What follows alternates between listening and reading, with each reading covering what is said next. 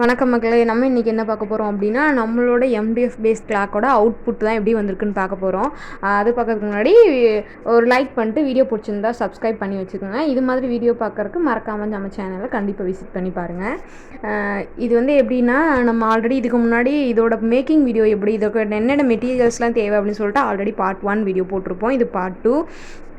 அதாவது இதெல்லாம் நம்ம எப்படி அதை வந்து ஒரு பிளாக் கலர் லைன் மாதிரி சென்டராக போட்டிருப்போம், அதை எப்படி மேனேஜ் பண்ண அப்படின்னு எல்லாமே ஆல்ரெடி பழைய வீடியோலேயே சொல்லிட்டோம். இது வந்து அதாவது அதோட அவுட்புட் இப்படி தாங்க. நான் மறுபடியும் ரெசின் 2 கலர்லேயும் மிக்ஸ் பண்ணி 2 சைடும் கோட்டிங் பண்ணிட்டு அகைன் ஒரு ஒயிட் கலர் எம்டி ரெசின் கோட்டிங் பண்ணதுக்கப்புறம் இதோட அவுட்புட் இப்படி தான் வந்துருந்துச்சு.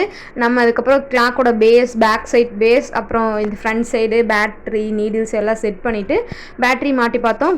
கிளாக் நல்லாவே ஓடிச்சு. அதுக்கப்புறம் நம்ம என்ன பண்ணிட்டோம், பேக்கிங் பண்ணி சென்ட் பண்ணையில் நீடில்ஸ் வந்து எப்படியும் அதாவது கொரியர் பண்ணும்போது ஏதாவது டேமேஜ் ஆயிரும், இல்லை நீடில்ஸ்க்கு இது வளைஞ்சிருச்சுன்னா நல்லா ஓடாது. ஸோ நம்ம என்ன பண்ணிட்டோம், நீடில்ஸை தனியாக ஒரு கவரில் போட்டு பேக் பண்ணி அவங்க ரிசீவ் ஆனோடனே அவங்க மாட்டிக்கிற மாதிரி தனியாக ஒரு கவரில் போட்டு பேக் பண்ணிட்டோம். அப்புறம் ஒரு கீ செயினுமே ரெடி பண்ணியிருந்தோம், அதையும் அந்த நீடில்ஸ் கூட சேர்த்து பேக் பண்ணிட்டோம்.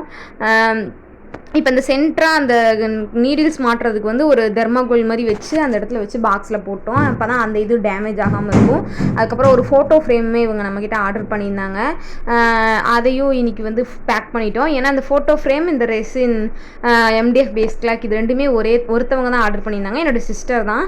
அவங்களுக்கு ஃபஸ்ட்டு அது ரெண்டையுமே தனித்தனியாக ரெண்டையும் கவரில் போட்டு ஃபஸ்ட்டு இதை வந்து பபிள் ரேப் போட்டு, ஏன்னா இதில் நம்ம பீச்சில் ஊட்டியிருக்கோம், ஸோ எதுவும் டேமேஜ் ஆகக்கூடாது அப்படிங்கிறதுக்காக பபிள் ரேப் கவரில் போட்டுட்டு அந்த இது வந்து அதுவும் இதே மாதிரி சேம் ரேப்பிங் கவர் தான். அந்த இதில் அந்த ஃப்ரேமை வந்து நம்ம ஃபோட்டோ ஃப்ரேம் அதில் பேக் பண்ணிட்டோம். அதுக்கப்புறம் பேக் பண்ணி இது வந்து A4 சைஸ் ஃப்ரேம் வைக்கிறதுக்காக வாங்கின பாக்ஸு, அதுலேயே ரெண்டையுமே போட்டோம். அப்புறம் அவங்க நம்மக்கிட்ட வந்து கீ செயின், அதாவது ஃப்ரீயாக இன்னொரு ஃப்ரேம் ஒன்று ஆர்டர் பண்ணியிருந்தாங்க, அதை முன்னாடியே நம்ம கொரியர் பண்ணிட்டோம். இது வந்து அகைன் 3 வந்து ஆர்டர் பண்ணியிருந்தாங்க நம்மக்கிட்ட. ஸோ அதுக்கப்புறம் இது வந்து கார்த்திகா சீயக்கா, அதாவது ஹேர் பேக்காக போடுற பவுட்ரு 2 விதமாக நம்மக்கிட்ட அவைலபிளாக இருக்குது. Hair wash and hair pack shikakai, அதுவுமே அப்புறம் ஒன்று கஸ்தூரி மஞ்சள், இது வந்து வேறு ஒருத்தவங்க ஆர்டர் பண்ணியிருந்தாங்க, அதையுமே நம்ம பேக் பண்ணி கொரியர் பண்ணியாச்சு. இதுதான் நம்மளோட இன்றைக்கி ஆர்டர். அவ்வளோதான் மக்களே. தேங்க்ஸ் ஃபார் வாட்சிங். நம்மளோட வீடியோ பிடிச்சிருந்தா ஒரு லைக் பண்ணிட்டு நம்மளோட எஃபோர்ட்ஸை சப்போர்ட் பண்ணுங்கள்.